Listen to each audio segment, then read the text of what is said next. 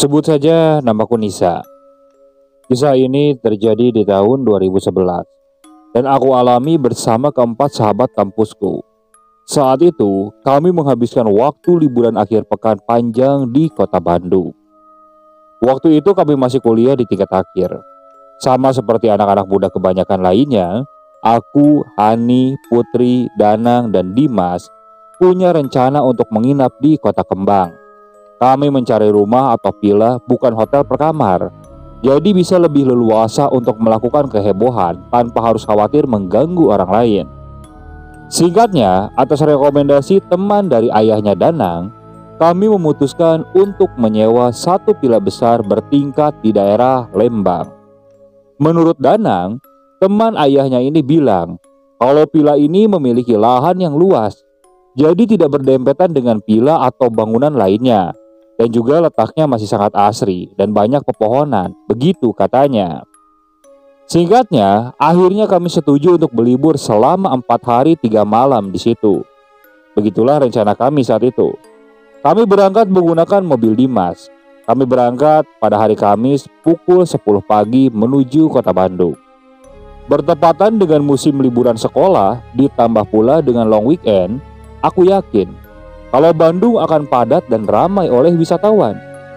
Kami menyusuri jalan tol Cipularang yang kala itu belum terlalu ramai. Kami bersenda gurau sepanjang perjalanan. Dimas yang duduk di belakang mengendarai mobilnya dengan kecepatan sedang. Seperti biasanya, kami sangat senang dan gembira ketika sedang liburan seperti ini. Menghabiskan waktu bersenang-senang dengan sahabat erat sungguh akan menjadi waktu yang menyenangkan seharusnya. Sekitar pukul 12 siang, kami akhirnya sampai di Tol Paster, pintu gerbang masuk ke Bandung kalau kata orang Jakarta bilang. Pak Epi, saya sampai villa sekitar pukul 3-an ya, mau cari makan dulu Pak. Begitu kata Danang berbicara melalui ponselnya dengan Pak Epi. Pak Epi ini adalah penjaga villa tersebut. Sesampainya di Bandung, tujuan pertama kami adalah makan di salah satu rumah makan favorit di Cihampelas. Baru setelah makan, nantinya kami akan langsung menuju villa. Selesai makan sekitar pukul 2, kami mengikuti rencana kami langsung menuju villa. Dari Cihampelas, kami lewat Cipaganti, lalu menyusuri jalan Setiabudi menuju Lembang.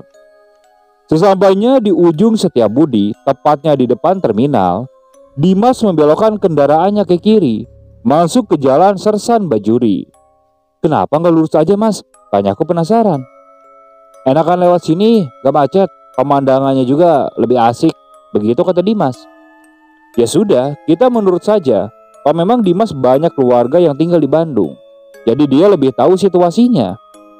Benar kata Dimas, Sersan Bajuri itu lebih lenggang dan pemandangannya lebih enak dipandang mata. Warna-warni bunga menghiasi sisi jalan yang dilewati. Beberapa tempat wisata yang ada di daerah ini, walaupun lebih jauh dan berputar, tidak apa-apa, yang penting bisa memanjakan mata. Mungkin karena sudah agak lelah setelah menempuh perjalanan dari Jakarta, saat itu kami lebih banyak diam, menikmati sejuknya udara dan pemandangan. Di ujung jalan, di atas nanti, jalan yang kita lalui ini akhirnya kita bertemu juga dengan Jalan Raya Lembang. Menurut Danang, lokasi villanya gak jauh dari pertigaan Jalan Raya Lembang ini, sekitar 15 menit. Kalau dari petunjuk arah yang dikasih oleh Pak Epi, di depan itu kita belok kanan mas. Danang bilang begitu kepada Dimas. Yakin? Yakinlah, jawab Danang. Akhirnya sebentar lagi sampai. Aku sudah tak sabar ingin rebahan. Karena jujur saja, aku merasa capek kalau duduk dari tadi. Dari belokan yang Dimas maksud tadi, kami masuk ke jalan kecil. Namun masih bagus untuk dilewati jalan tersebut. Jendela kita buka lebar-lebar, membiarkan angin sejuk masuk dan terhirup. Sungguh sangat segar sekali. Asik banget ya suasananya. Putri yang dari awal diam, kini mulai bersuara. Langit yang juga mendung semakin membuat sahdu. Benar-benar menenangkan. Kira-kira 20 menit dari belokan tadi, akhirnya kami sampai. Nah, itu kayaknya tuh gerbang masuknya. Gua turun dulu ya. Begitu kata Danang. Ketika sampai kami di depan gerbang besi besar dan tinggi, ia lalu turun dan membukanya. Dari gerbang masuk tersebut, terlihat hanya pepohonan tinggi dan rindang. Belum ada bangunan villa sama sekali. Sepertinya baru saja turun hujan, karena terlihat jalanan basah dan beberapa bagiannya ada genangan air. Jalanan kecil hanya bisa dilalui satu mobil saja, dan lagi-lagi jalannya menanjak. 1 atau 2 menit kemudian, barulah terlihat ada bangunan. Harusnya sih itu villanya, karena nggak ada bangunan lain selain bangunan tersebut. Benar saja, ternyata ada bangunan satu lagi di sebelah kanannya. Bentuknya lebih kecil dari bangunan utama. Yakin lo itu villanya, Nang? Kata Hani. Ntar gue telepon dulu Pak Epi, jawab Danang. Kemudian Dimas memarkirkan kendaraannya di depan villa besar itu. Lalu kami semua turun dari kendaraannya. Sementara Danang coba menghubungi Pak Epi. Kita berjalan melihat-lihat keadaan sekitar villa tersebut. Benar kata Danang, villa ini bagus, tapi kelihatan rapih dan benar-benar bagus. Seperti memang baru dan sengaja direnovasi, bertingkat. Temboknya tebal, kokoh, bercat putih dengan sedikit garis hitam pada kusen pintu dan jendela. Halamannya sangat luas. Sekeliling villa terhampar rumput hijau terawat. Pohon pinus menjulang di banyak bagian. Benar-benar asri dan menyejukkan. Sementara teman-teman melihat bagian sisi lain, aku malah tertarik dengan bangunan kecil di sebelah kanan villa tersebut. Bangunan ini menarik perhatianku.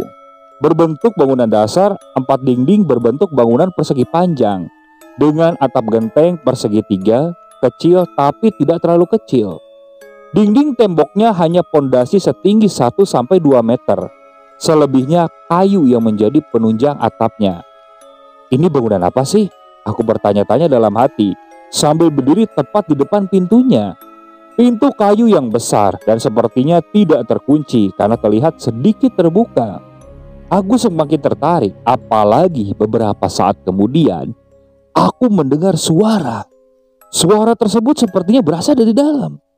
Seperti gesekan kayu yang berdecit. Awalnya aku diamkan. Namun suara aneh itu membuat aku semakin ingin membuka pintunya dan melihat ke dalam. Suara aneh decit kayu itu kembali terdengar.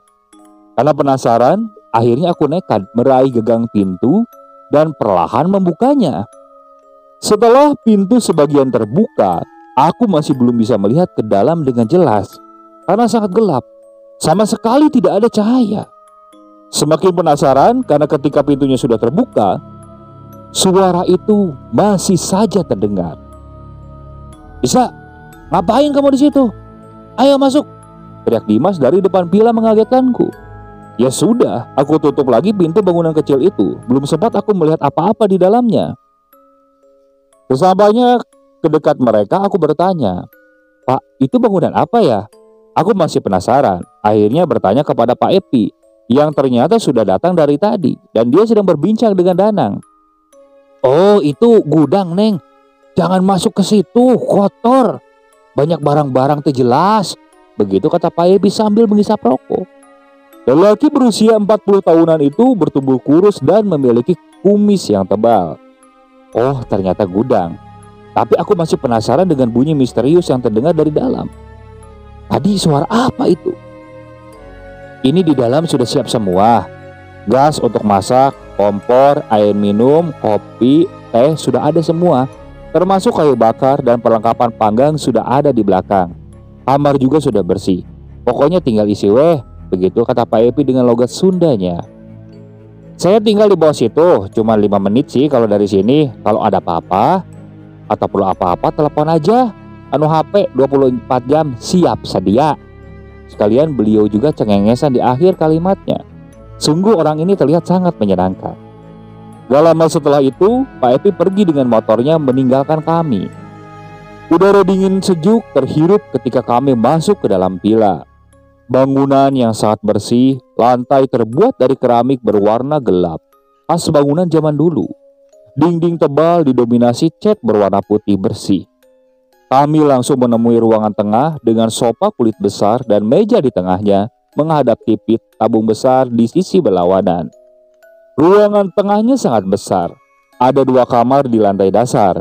Di bagian belakang tempatnya dapur dan 2 kamar mandi bersebelahan. Di depan kamar mandi dan dapur ada tangga yang menuju ke lantai atas. Aku lalu naik ke atas. Di atas ada 3 kamar. Gak ada kamar mandi, tapi ada ruangan tengahnya juga, tapi gak ada TV. Terasnya cukup besar, jadi tempat bersantai di lantai atas bagian depan. Di bawah ada 2 kamar.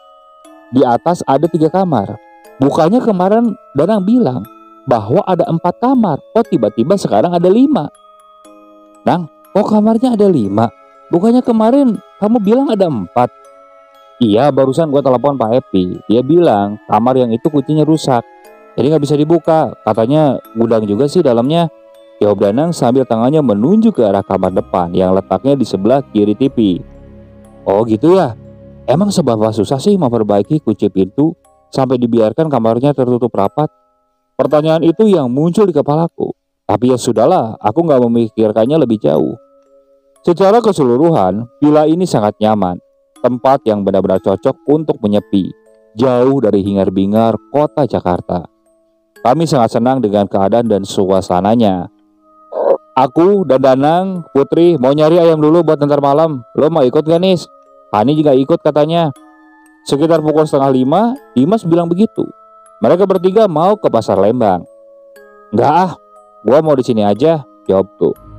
Ya sudah, akhirnya mereka bertiga berangkat menggunakan mobil. Tapi sebelum berangkat, Hani bilang kalau dia mau nebeng sampai ke toko yang letaknya gak jauh dari villa. Dia mau membeli minuman dan makanan kecil. Hani juga bilang dia akan kembali ke villanya jalan kaki saja, gak terlalu jauh katanya. Akhirnya aku sendirian di villa pada sore itu. Setelah keempat sahabatku pergi, aku bersantai di depan TV sambil menunggu Hani pulang. Harusnya sih Hani gak lama, karena kalau nggak salah toko yang dia tuju nggak terlalu jauh jaraknya. Sekitar 20 menit kemudian, aku mendadak pingin buang air kecil. Kebiasaan di tempat dingin, aku akan sering buang air kecil. Ya sudahlah, aku berjalan menuju kamar mandi yang letaknya di belakang. Seperti yang aku bilang dari awal, ada 2 kamar mandi yang letaknya bersebelahan, persis kamar mandi berpintu tebal. Di dalamnya masih menggunakan bak air besar, walaupun sudah ada air mancur air panas. Aku masuk ke kamar mandi di sebelah kanan, lalu melaksanakan niatku. Ternyata setelah aku perhatikan, di dalam kamar mandi ada lubang kecil pada bagian atas dinding. Lubang ini sepertinya terhubung dengan kamar mandi di sebelah. Jadi seharusnya kalau ada aktivitas di kamar mandi sebelah akan terdengar olehku. Dan benar saja, tiba-tiba aku mendengar suara pintu terbuka, kemudian menutup dari sebelah. Sepertinya itu Hani. Aku yakin itu, karena memang seharusnya dia sudah kembali ke villa lagi. Han, langsung ke kamar mandi aja loh, kebelet ya? Tanyaku. Iya, jawab Hani di sebelah dengan logat Sunda. Loh, logat Sunda?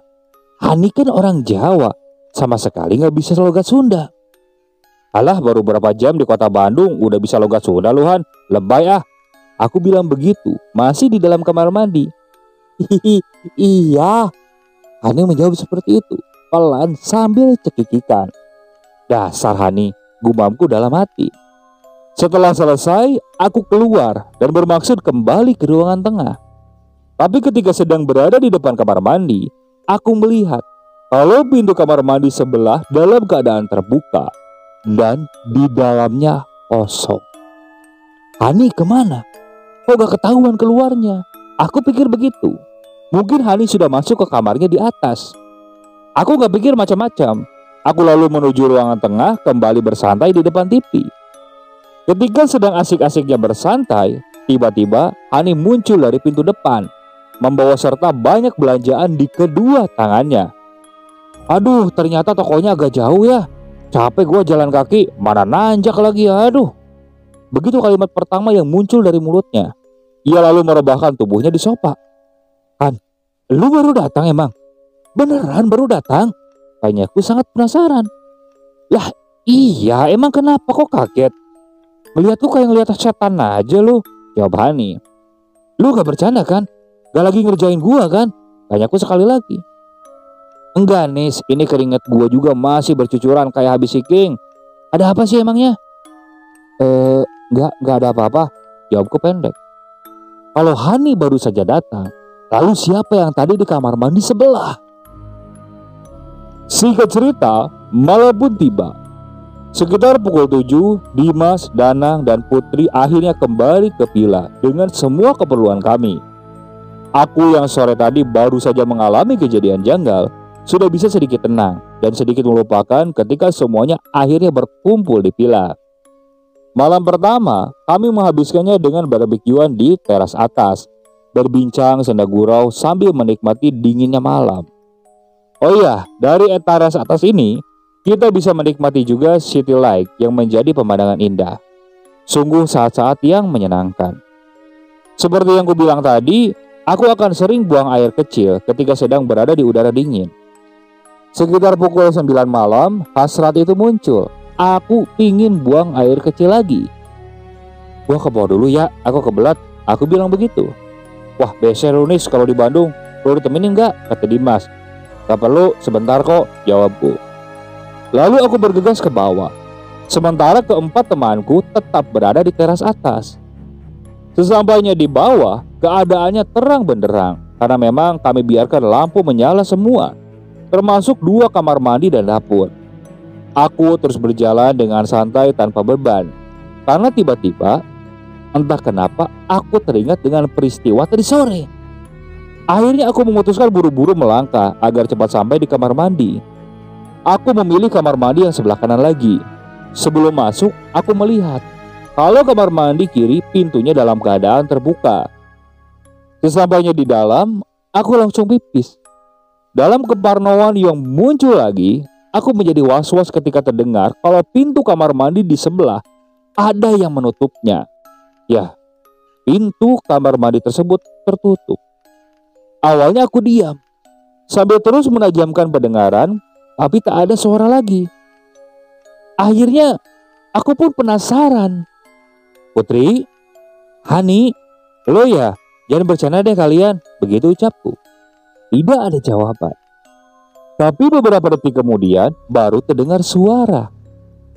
Nisa, begitu suaranya. Ada yang memanggil namaku dari dalam kamar mandi sebelah. Suaranya terdengar jelas, diakhiri dengan suara tawa tertahan. Sontak aku langsung keluar kamar mandi. Aku lalu lari menuju lantai atas tanpa sedikit pun melihat ke belakang. Sesampainya di atas, Nis, kenapa muka lo gitu? Tanya Putri sesampainya aku di teras atas. Ada yang aneh di villa ini? Jawabku pelan. Aneh gimana? Tanya Danang yang ikut penasaran. Lalu aku ceritakan kepada mereka semua kejadian yang baru saja aku alami dan sore tadi. Mungkin gak sih kalau cuma perasaan lo aja Nis? Hani coba mencari celah logika. Gak, gue yakin gue dengar suara itu jelas banget. Aku bersikuku. Jadi tolong malam ini kita tidur bareng-bareng aja ya. Gue takut. Mereka setuju. Saat itu mungkin mereka berpikir supaya aku merasa tenang saja. Akhirnya sekitar pukul 11 malam acara berbincang-bincang selesai. Lalu kami masuk ke dalam karena udara sudah semakin dingin menusuk tulang. Benar, akhirnya kita tidur bersama dalam satu kamar. Tetapi ketika pertama kali masuk kamar, hanya aku, Putri, dan Hani. Sementara Dimas dan Danang masih ingin menonton TV di bawah. Mungkin karena sudah lelahnya badan ini, aku jadi gak kesulitan untuk tidur. Ketika sudah bertemu bantal dan selimut, aku langsung terlelap. Tapi hanya sebentar. Pada pukul 1 dini hari, tiba-tiba aku kebelet ingin buang air kecil. Posisi tidur kami bertiga berjajar di atas tempat tidur yang sangat besar. Aku berada di sisi sebelah pinggir, Hani di tengah, sedangkan Putri di bagian ranjang di dekat dinding. Tidurnya pun menghadap dinding. Aku hanya melihat punggungnya saja. Sebelum berjalan ke bawah, aku duduk sebentar di pinggir tempat tidur, mengucek-ngucek mata, mengumpulkan kesadaran. Nis, mau kemana? Tiba-tiba suara Putri terdengar bertanya. Mau pipis, Put? Jawabku pendek sambil melirik ke arah Putri yang masih saja menghadap ke dinding.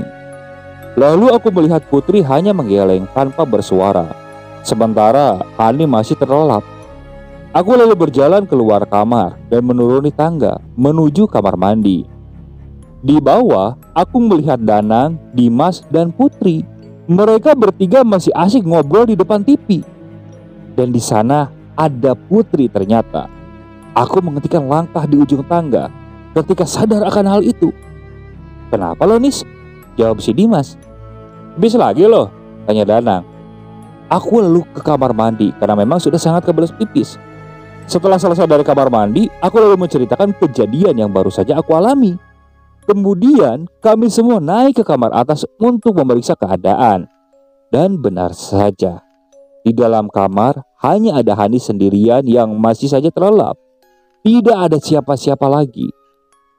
Keesokan harinya kami bangun agak siang karena semalam kurang tidur, membahas beberapa peristiwa yang aku alami. Pada pukul 10 kami berkumpul semua di ruangan tengah. Nasi goreng buatan Hani menjadi santapan pagi itu. "Nanti gua sama Danang Jumatan di masjid yang di depan itu ya, agak jauh kok. Nanti beres Jumatan baru kita jalan muter-muter Lembang," begitu Dimas bilang di tengah kami sedang makan. Begitulah pada pukul 12 siang, Danang dan Dimas benar menuju masjid di depan untuk sholat Jumat. Aku bersama Hani dan Putri menunggu di pila sambil bersiap untuk keluar. Sambil menunggu Dimas dan Danang Jumatan, aku mencari udara segar dengan berkeliling di sekitar pila. Sementara Hani dan Putri mandi dan bersiap. Siang itu cuaca sangat cerah, langit biru nyaris tanpa awan. Tapi tetap saja udaranya sejuk dan dingin. Aku terus berjalan melihat-lihat sekitar. Sampai akhirnya lagi aku mendengar suara. Suara yang persis sama dengan yang aku dengar ketika aku tiba di pila ini.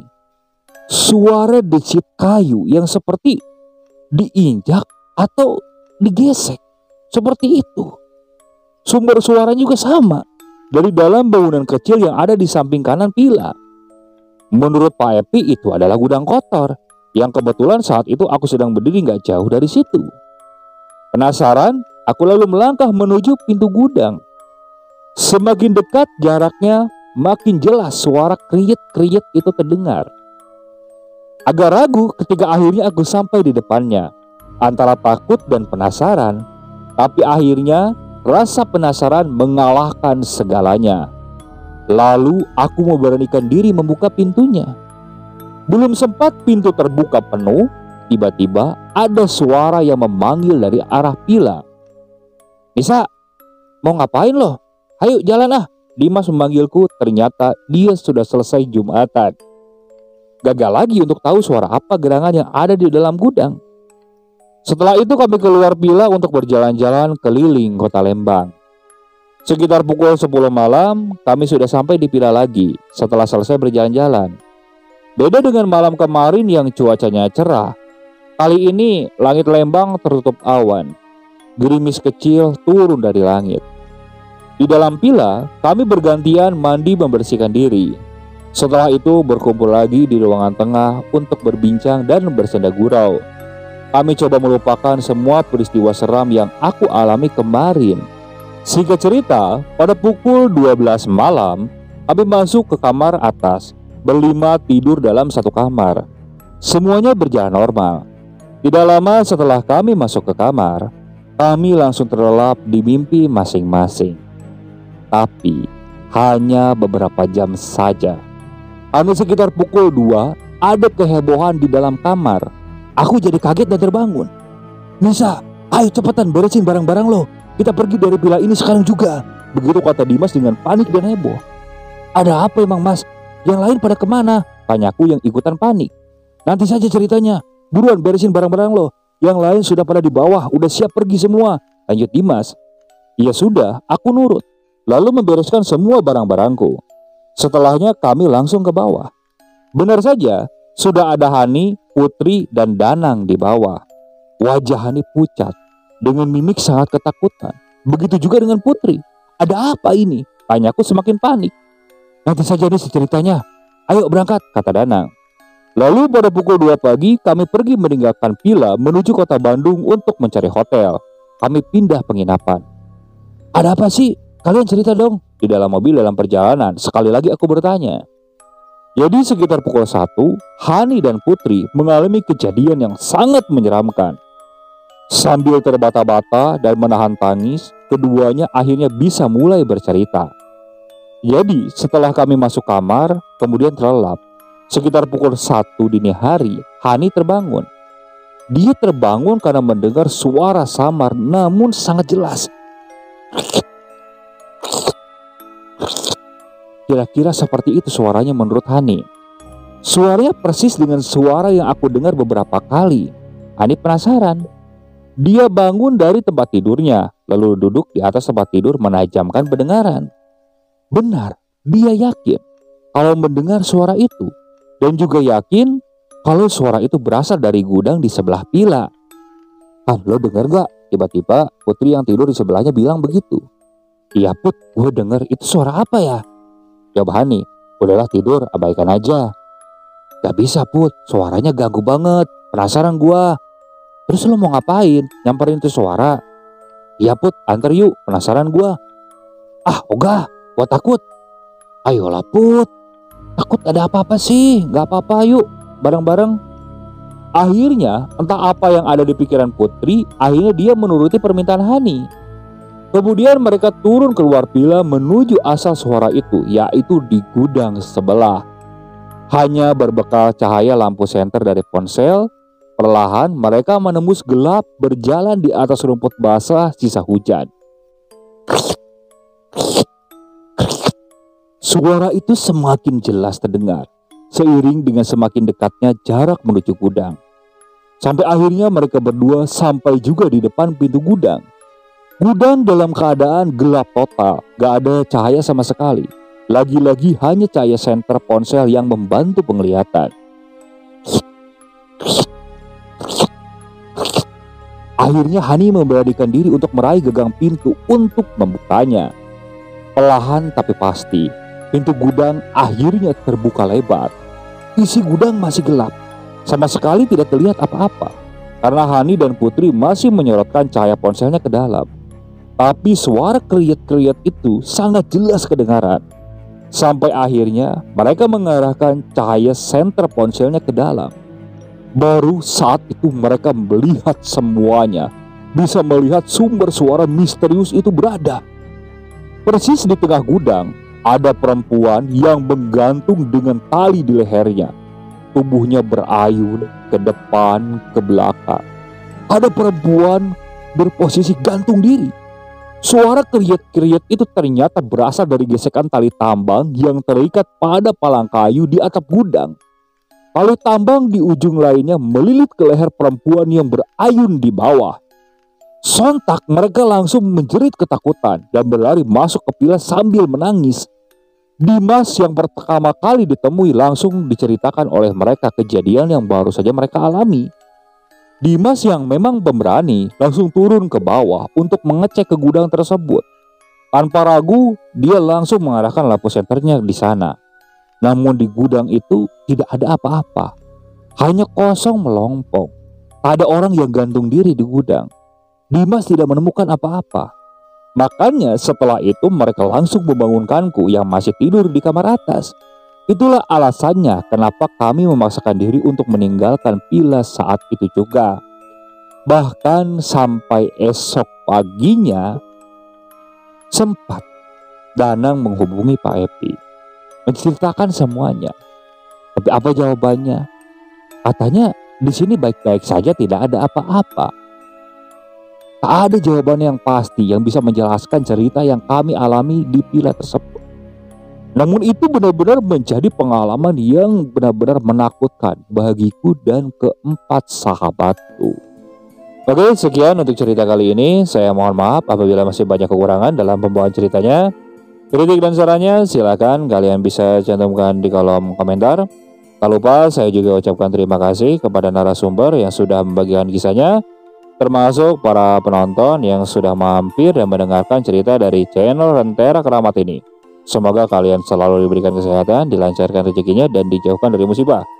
Terus ikuti cerita yang dibawakan oleh channel Rentera Keramat ini. Assalamualaikum warahmatullahi wabarakatuh.